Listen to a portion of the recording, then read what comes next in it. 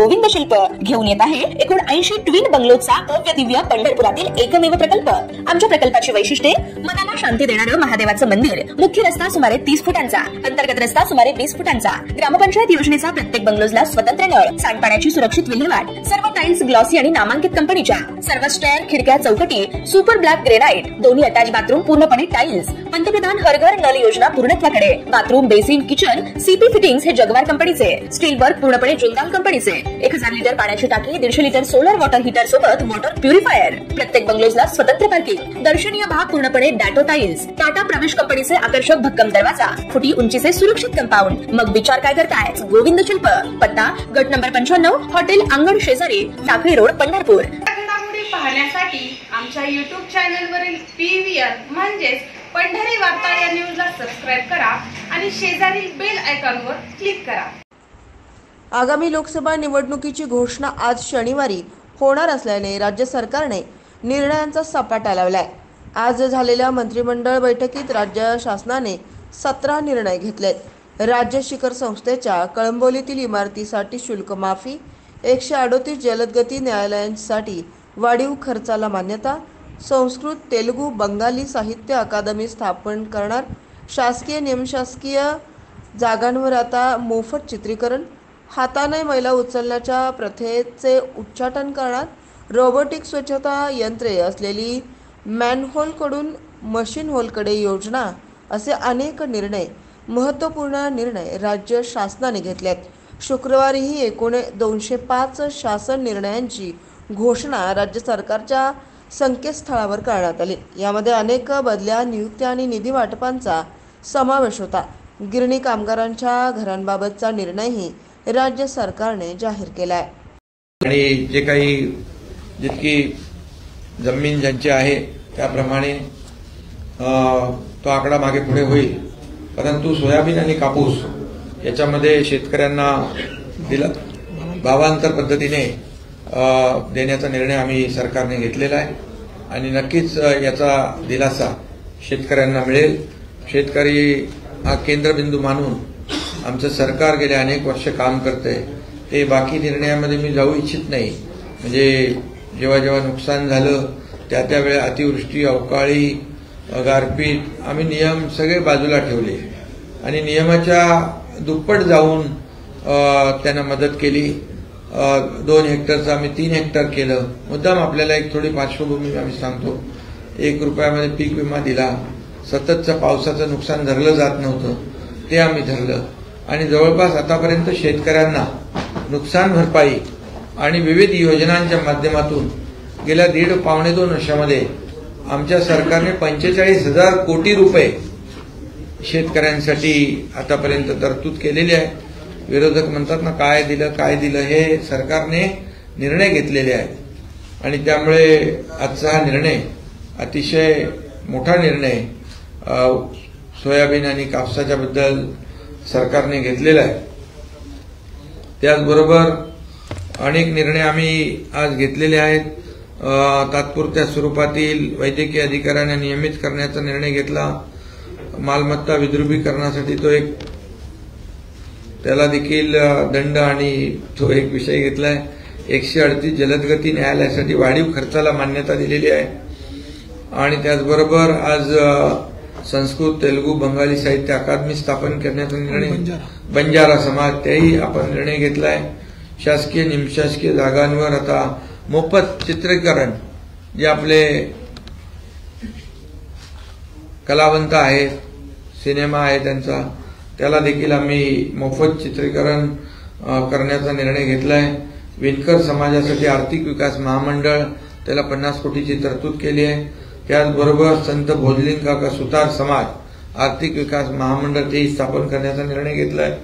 पुण्यश्लोक अहिल्यादेवी महाराष्ट्र शेळी मेंढी विकास महामंडळाच्या भाग भांडवलात देखील भरीव वाढ करण्याचा निर्णय घेतलाय।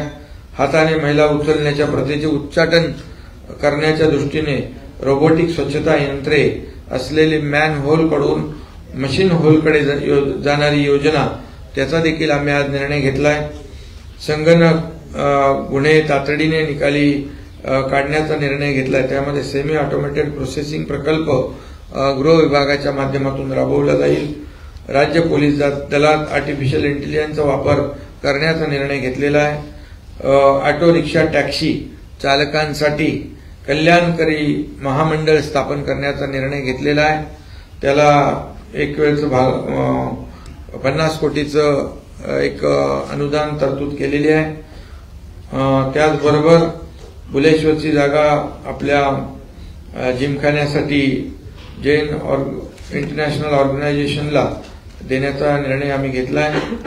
त्याचबरोबर संगणकीय न्याय सहाय्यक विज्ञान उत्कृष्टता केंद्र म्हणजे गुन्ह्यांची वेगाने उकल व्हावी फॉरेन्सिक लॅब तो देखील आम्ही निर्णय घेतलाय. वृद्ध साहित्यिक कलाकार जे आहे त्यांना अतिशय कमी अनुदान होतं, मानधन होतं, म्हणजे 2,500 होतं, 2,100 होतं, 3,300 होतं. त्यांना आम्ही सरसकट 5,000 रुपये मानधन करण्याचा निर्णय आम्ही घेतलेला आहे. त्याचबरोबर संगणक परिचालक जे आहेत ग्रामपंचायतीवर काम करणारे 22,000 जी मुलं आहेत त्यांना देखील आम्ही 3,000 रुपये मानधनामध्ये वाढ करण्याचा निर्णय घेतलेला आहे. त्यामुळे असे अनेक निर्णय आज सरकारने घेतलेत आणि गेल्या काही कॅबिनेटमध्ये देखील आपण पाहिलेले ते निर्णय आपल्याकडे आलेले आहेत. परंतु आज ही शेवटची कॅबिनेट आचारसंहितेच्या अगोदरची याच्यामध्ये देखील आम्ही शेवटपर्यंत म्हणजे मी आपल्याला आठवण करू देऊ इच्छितो. सुरुवातीला मी आणि देवेंद्रजी दोघांनीच आम्ही शपथ घेतली होती आणि दोघांनी कॅबिनेटमध्ये आम्ही दोघंच होतो दादा. त्या दिवसापासून आजपर्यंत ज्या 50-60 कॅबिनेट झाल्या त्यामध्ये सर्वसामान्य शेतकरी, कामगार, कष्टकरी, महिला भगिनी, युवा, ज्येष्ठ या सगळ्यांसाठी, कामगार या सगळ्यांसाठी निर्णय आम्ही आपल्या सरकारने घेतले. एकही निर्णय असा राजकीय राज्यकर्त्यांच्या हिताचा आम्ही बिलकुल घेतला नाही. आम्ही सर्व निर्णय सर्वसामान्यांच्या हिताचे, जनतेच्या हिताचे, लोकांच्या जीवनामध्ये बदल घडवणारे, लोकाभिमुख असे निर्णय घेतलेले आहेत. त्यामुळे आजची देखील कॅबिनेट लोकांच्या हिताचे निर्णय घेण्याची होती.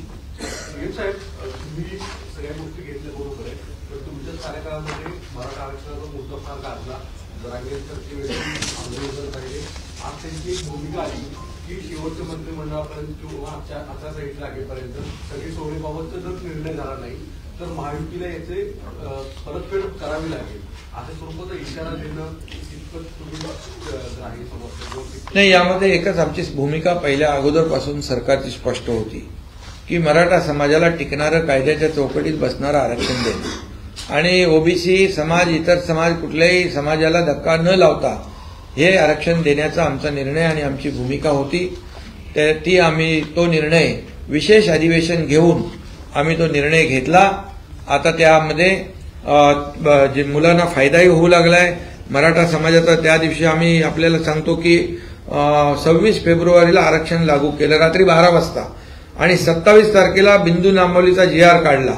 SCBC प्रमाणपत्र देण्याचा प्रक्रिया युद्ध पातळीवर सुरू आहे आणि आता जी भरती होती आहे त्यामध्ये भरतीमध्ये देखील हे तरुण उभे राहत आहेत. त्यामुळे नोकरीमध्ये आणि शैक्षणिक प्रवेशामध्ये त्यांना लाभ होतोय आणि त्याचबरोबर हायकोर्टात, सुप्रीम कोर्टात देखील आम्ही कॅवेट दाखल केलेला आहे. काही 6-7 लोक हायकोर्टमध्ये रिट पिटिशनमध्ये गेलेले आहेत पण हायकोर्टाने कुणाला स्टे दिलेला नाही.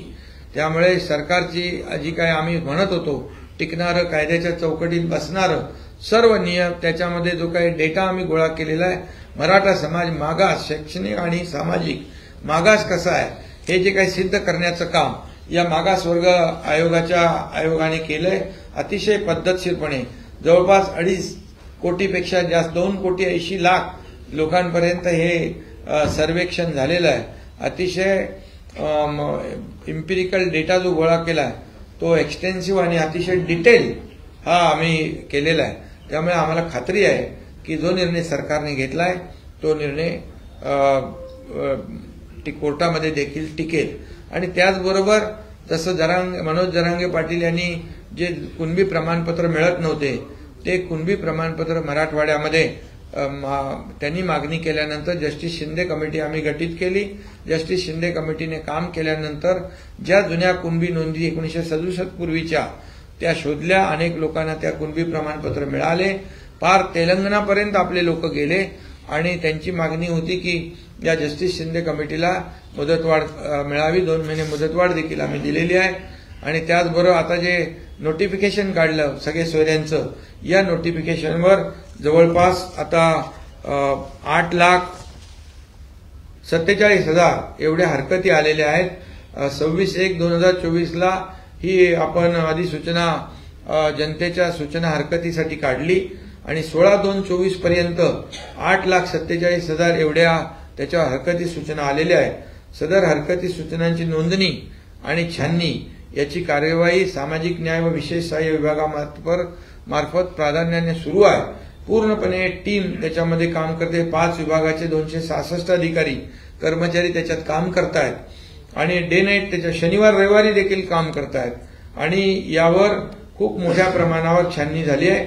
आता हे सर्व कर्मचारी अधिकारी निवडणूक प्रक्रियेमध्ये या ठिकाणी त्यांच्यावरती जबाबदारी देखील आहे आणि त्यामुळे या संपूर्ण जे 8,47,000 हरकती सूचना आलेल्या आहेत त्यांना थोडी अवधी आम्हाला नक्की लागेल, कारण यामध्ये त्या लोकांना पत्र पाठवणं, त्यांची माहिती कोणाला आवश्यक वाटल्यास त्याला माहिती द्यायची असेल तर त्या माहिती देण्यासाठी, त्याची माहिती घेण्यासाठी देखील त्याला वेळ द्यावा लागतो आणि यामध्ये सर्व हरकती त्याची नोंदणी आणि छाननी झाल्यानंतर अंतिम अधिसूचनेचा मसुदा विधी व न्याय विभागाकडून तपासून शासनाच्या मान्यतेने अंतिम अधिसूचना आम्ही प्रसिद्ध करण्यात येईल.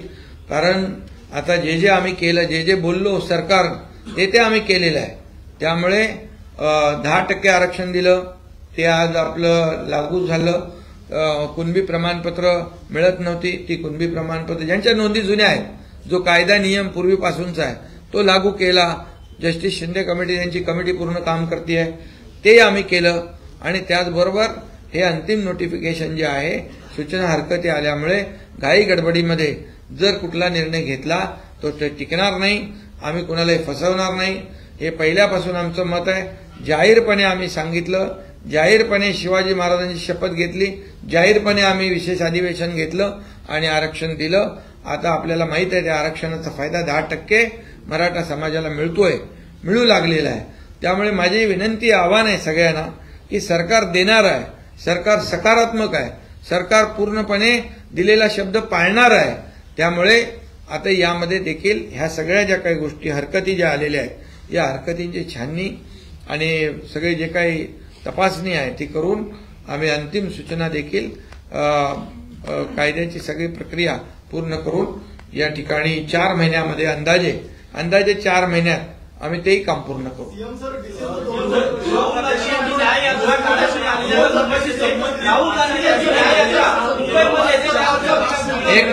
एक मिनिट पुन्हा एकदा एक मिनिट जरा एकदम क्लॅरिटी येऊ द्या. पुन्हा एकदा मी सांगतो, मनोज जरांगे पाटील यांनी आता आम्ही जे सरकारने केलेलं काम त्यावर त्यांनी विश्वास ठेवलेला आहे आतापर्यंत आणि त्यांच्या मागणीचा देखील आम्ही सहानुभूतीपूर्वक विचार नेहमी केलाय. कारण आम्ही जे बोललो ते करून दाखवलेलं आहे. त्यामुळे 4 महिने अंदाजे याला लागतील आणि त्यामध्ये हे सर्व जे काही विषय जे आहेत आपल्या अंतिम नोटिफिकेशनचं तेही काढू. सीएम सर, या आठवड्यात जवळपास 70 पेक्षा जास्त निर्णय घेण्यात आलेले आहेत. ही शेवटची सरकारची कॅबिनेट बैठक आहे. न्यूज 18 नेटवर्कचा एक मोठा महाओपिनियन पोलचा सर्व्हे आलेला आहे आणि या सर्व्हेमध्ये महायुतीचा बोलबाला आहे. जवळपास 48 पैकी 41 जागा या महायुतीला मिळणार आहेत. अवघ्या 7 जागा या फक्त इंडिया आघाडीला मिळणार. सीएम सर, डीसीएम सर दोघांकडून उत्तर अपेक्षित आहे. नाही, बघा काम केलं आम्ही गेल्या 2.5 वर्षामध्ये. मागच्या हे बंद पडलेलं सरकार होतं, घरी बसलेलं सरकार होतं. एक पूर्णपणे निगेटिव्हिटी या राज्यामध्ये पसरलेली होती आणि घरी बसून आणि फेसबुक लाईव्ह काम नाही होत. लोकांमध्ये जावं लागतं, लोकांना निर्णय घ्यावे. शासन आपल्या दारी, महिला सक्षमीकरण, शेतकऱ्यांचे निर्णय, 500 निर्णय घेतलेत आम्ही. मग लोक निर्णय घेणाऱ्यांच्या बाजूने निकाल देतील का घरी बसलेल्यांच्या बाजूने देतील? त्यामुळे 41 नाही, त्याच्यापेक्षा जास्ती आमच्या जागा 45 येतील.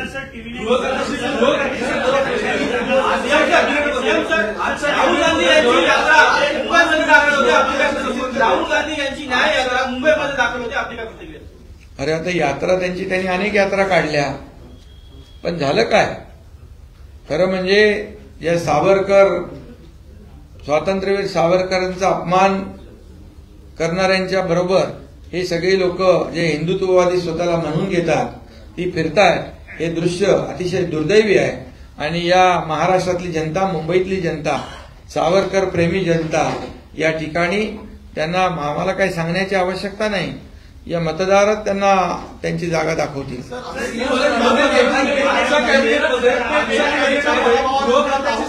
जवळपास 4 ते 5 निर्णय झालेले आहेत. याच्या आधी एनसीआरबीने जो डेटा पुट ऑन केला होता महाराष्ट्रातल्या इन्क्रीज क्राईम रेटचा, ते पाहता हे निर्णय घ्यायला उशीर झाला असं वाटत नाही का? त्यामध्ये एआयचा सुद्धा अक्षरशः समावेश. पहिली गोष्ट पुन्हा एकदा समजून सांगतो, एनसीआरबीचा डेटा वाचायला शिका. एनसीआरबीचा जो डेटा असतो त्याचं अॅनालिसिस प्रति लाख लोकसंख्येच्या आधारावर करायचं असतं. अनेक वेळा आपण त्याचं अॅनालिसिस ॲब्सोल्यूट नंबरमध्ये करतो. गोव्याची लोकसंख्या आणि महाराष्ट्राची लोकसंख्या याच्यामधला फरक आणि ॲब्सोल्यूट गुन्ह्यांमधला फरक हा निश्चितपणे राहणार आहे. त्यामुळे मला असं वाटतं की सगळ्याच मानकांवर एनसीआरबी रिपोर्टमध्ये महाराष्ट्र जो आहे हा कुठेही टॉपवर नाही आहे किंवा सगळ्यात जास्त गुन्हे होतात असं नाही आहे. तर साधारणपणे अनेक राज्यांपेक्षा लोकसंख्या जास्त असताना देखील तो मागे आहे. आज जे निर्णय झालेले आहेत त्याच्यामध्ये प्रामुख्याने आपल्याला कल्पना आहे की केंद्र सरकारने 3 कायदे तयार केले. आपली जी इंडियन पिनल कोड होता, भारतीय दंड संहिता होती, त्याला भारतीय न्याय संहिता केलंय. सीआरपीसीला नागरी संरक्षण कायदा किंवा अधिनियम म्हणून त्या ठिकाणी करण्यात आलेला आहे. आणि एक राष्ट्रीय आपला जो एव्हिडन्स ऍक्ट होता त्याला देखील परिवर्तित करण्यात आलाय. आणि हे 3 कायदे करताना केंद्र सरकारने आता याच्यापुढे जुलैपासनं सगळ्या मोठ्या क्राईममध्ये फॉरेन्सिक एव्हिडन्स हा कंपल्सरी केलेला आहे. आणि म्हणून आज आपण आपली जी काही फॉरेन्सिकची कॅपॅसिटी आहे ती कॅपॅसिटी तर वाढवलीच आहे, पण त्याच्यामध्ये सेंटर ऑफ एक्सलन्स आपण तयार करतो. आणि आता एवढ्या मोठ्या प्रमाणात फॉरेन्सिकच्या केसेस आल्यानंतर ऍडिशनल मशिनरी आपल्याला लागेल, त्याची तयारी आपण पूर्ण करतो. त्याचा पहिला पायलट प्रोजेक्ट आपण नवी मुंबईला ऑलरेडी सुरू केलेला आहे. त्यामुळे मला असं वाटतं की सगळ्यात पहिल्यांदा या नवीन कायद्याप्रमाणे तयारी आपण केली आहे. आणि दुसरं, आर्टिफिशियल इंटेलिजन्सच्या संदर्भातही महाराष्ट्र पहिलं राज्य आहे की जे क्राईम कंट्रोल करता आर्टिफिशियल इंटेलिजन्सचं सेंटर ऑफ एक्सलन्स सुरू करत आहे, की ज्याच्यामध्ये हे पब्लिक प्रायव्हेट पार्टनरशिपमध्ये आहे. याच्यामध्ये इंडियन इन्स्टिट्यूट ऑफ मॅनेजमेंट आहे, त्याच्यामध्ये प्रायव्हेट सर्व्हिस प्रोव्हायडर्स आहेत आणि सरकार आहे. असं मिळून आपण त्या ठिकाणी हे एआयचं सेंटर उघडलेलं आहे. त्यामुळे मला असं वाटतं उशीर नाही झाला, आपण इतरांपेक्षा आधी हे करतोय. सगळ्यात पहिलं महाराष्ट्र.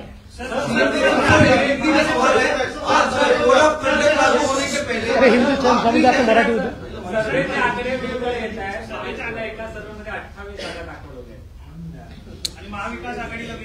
असं आहे, आम्ही सगळ्याच आकड्यांचा सन्मान करतो, सगळ्याच जेवढे ओपिनियन पोल आहेत त्यांचा सन्मान करतो. पण आमचं देखील काही अनुभव आहे, आमचंही काही एक्सपिरियन्स आहे.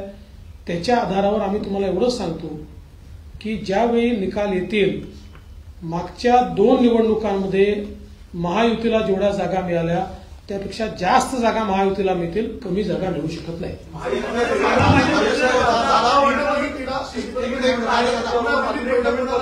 एखादा नवीन पक्ष मनसेसारखा तुमच्याबरोबर येणार आहे का?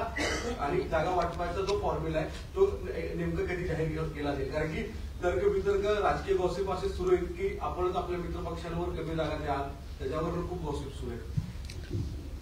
तुम्ही गॉसिप करत राहा, आम्ही योग्य वेळी सगळे निर्णय घेऊ. मी काल देखील सांगितलं 80% पेपर सोडवलेला आहे, 20% प्रश्न बाकी आहेत, तेही लवकरच आम्ही सोडवणार आहोत. आणि सन्मानजनक अशा पद्धतीनं आम्ही सगळे एकत्रितपणे या निवडणुका लढवतो आहोत. त्यामुळे मला असं वाटत नाही, खरं म्हणजे आता जे पहिल्या दिवशीपासून पेपर सोडवायला बसले आहेत महाविकास आघाडीचे, त्यांचा पेपर काही सुटत नाही. आमचा तर 80% पेपर आम्ही सोडवून टाकलाय ऑलरेडी. म्हणजे अजितदादांना कुठल्या सीट्स म्हणजे घोषित करायच्या ते त्यांनी कधी करायचं त्यांनी ठरवायचं, ते करू शकतात. सीएम साहेबांनी कधी करायचं त्यांना अधिकार आहे, ते करू शकतात. आम्ही ज्या सुटल्या होत्या त्या घोषित केलेल्या, त्याच्यामुळे आमचा 80% पेपर सुटलाय, 20% पेपर आम्ही लवकर सोडवून टाकू.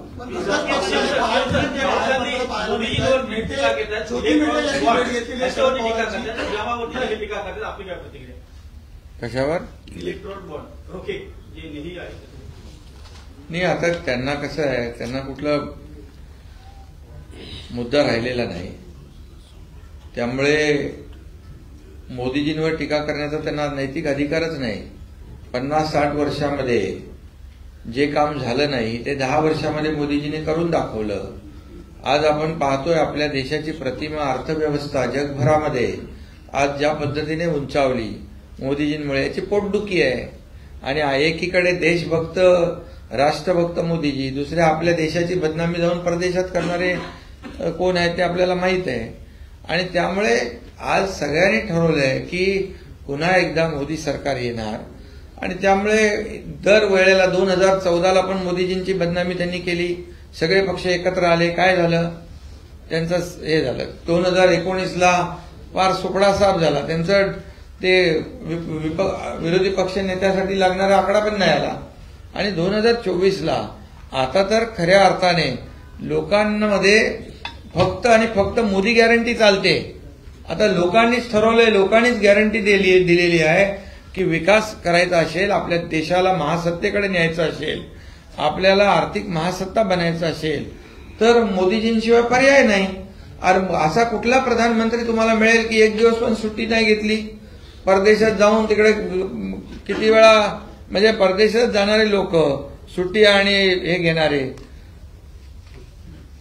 आता इतर तुम्ही कोणाची तुलना करताय? आणि इकडे निर्णय लोकांनी घेतलेला आहे देशातल्या की मोदीजींशिवाय पर्याय नाही. आणि मोदीजी फक्त आपला देश जगभरामध्ये कसा नंबर 1ला येईल यासाठी त्यांचे प्रयत्न आहेत. आता देशात नाही जगामध्ये मोदीजींची पॉप्युलॅरिटी किती नंबरला आहे? 1 नंबरला आहे. आणि हे सगळं एका पोटदुखी आहे आणि त्यामुळे टीका टिप्पणी चालू आहेत. आणि दुसरीकडे त्यांनी अजित पवारांवर निशाणा साधलाय की मोका संदर्भाचे त्यांनी वक्तव्य पुण्यामध्ये केलं होतं नाण्यासंदर्भात, तर कुठेतरी गुन्हेगारांना पाठीशी घालण्याचं काम सरकार करतंय का, असाही आरोप आहे. पहिला तर तुम्ही जो पहिला प्रश्न विचारला, काल याच्यावर गृहमंत्री महोदयांनी आकडेवारीसहित स्पष्टीकरण दिलं. एकूण सगळ्यांना मिळून जे बॉन्ड्सचे पैसे मिळाले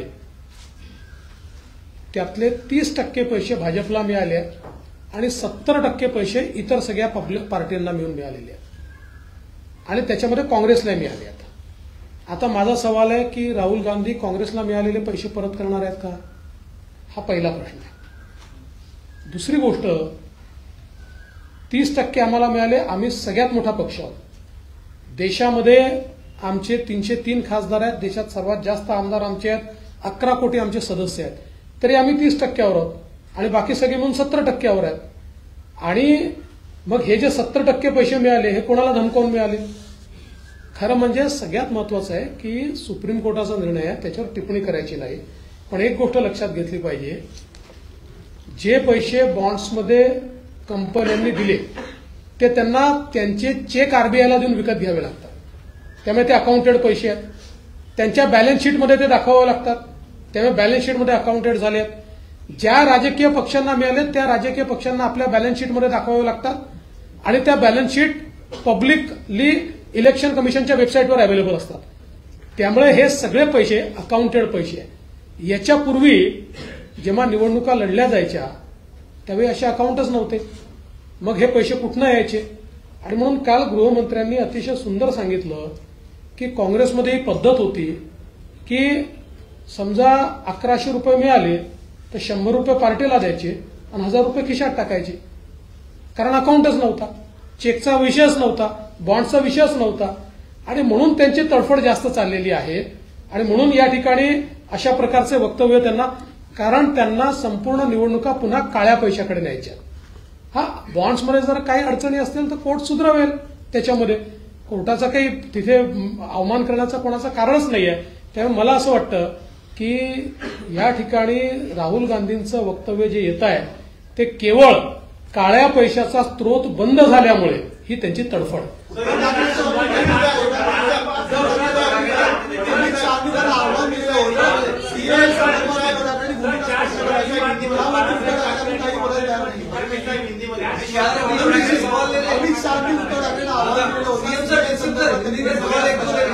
भूमिका स्पष्ट न करता ते भाजपवर सातत्याने टीका करतायत, नेमकं कशामुळे? अमित शहा साहेबांनी अतिशय स्पष्टपणे उद्धवजींना सांगितलं आहे, कारण उद्धवजी सीएएवर टीका करतायत.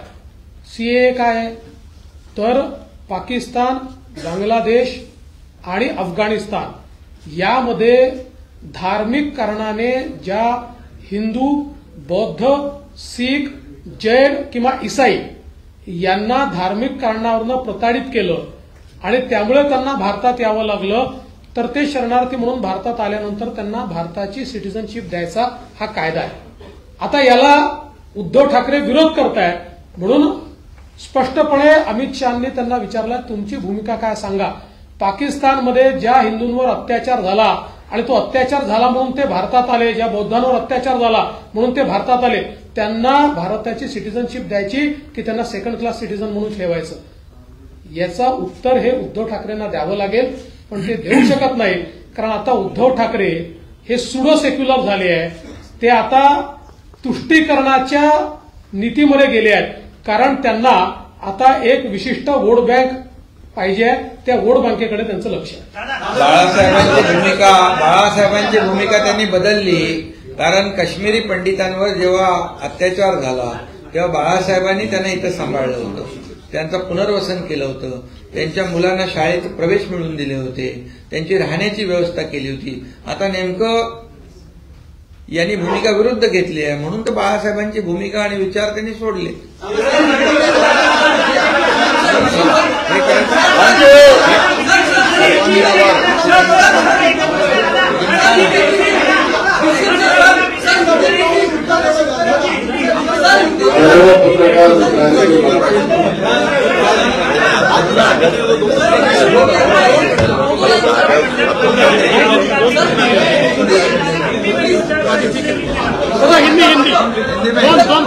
दो प्रश्न खाली आणि एक मराठी जिमखाना पण करतो आपण. जाऊ दे, मराठी जिमखाना आपल्याला करायचा आहे, तो प्रस्ताव तुम्ही मराठी भाषा मंत्री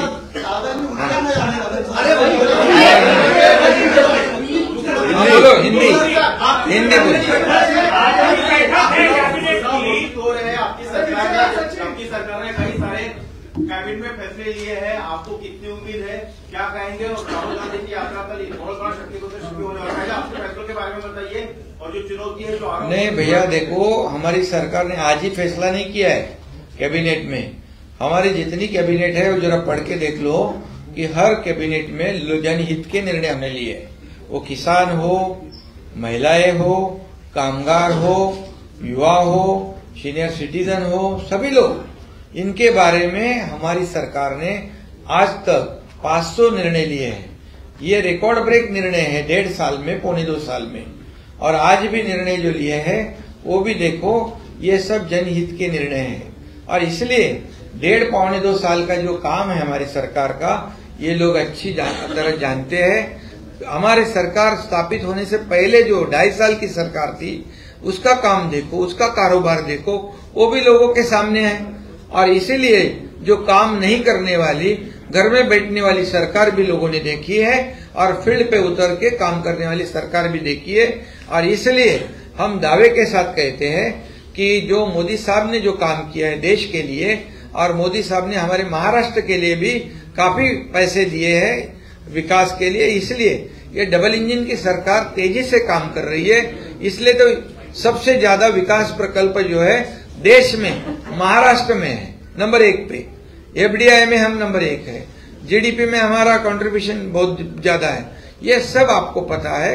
और इसलिए जो निर्णय लिए हमने सरकार ने लोगों के हित में, लोगों के जीवन में बदलाव लाने के लिए, इसलिए हम दावे के साथ कहते महाराष्ट्र से पिछले समय जितने सांसद चुनकर आए थे, उससे ज्यादा सांसद इस बार चुनकर आएंगे. सर राहुल गांधी की राहुल गांधी की क्या यात्रा है उसकी? उनकी अरे यात्रा तो उसको सावरकर का विरोध कर रहे हैं, सावरकर का विरोध, मंच साझा करेंगे। हाँ वो तो ये तो दुर्भाग्यपूर्ण बात है। ये दुर्भाग्य है जो सावरकर जी के जय जयकार करते थे, हिंदुत्व का जय जयकार करते थे, अब सावरकर को गालियां देने वाले, उन पर आरोप लगाने वाले, हमारे देश की बदनामी विदेश में करने वालों के साथ में घूमना पड़ रहा है। यही तो हम कह रहे हैं कि बाबा साहब के विचार को त्यागना, उनके विचार को छोड़ना, उनके विचार को बेचना, उनको ये चुनाव में लोग हमको उत्तर देने की जरूरत नहीं, ये मतदाता उत्तर देंगे। Press election commission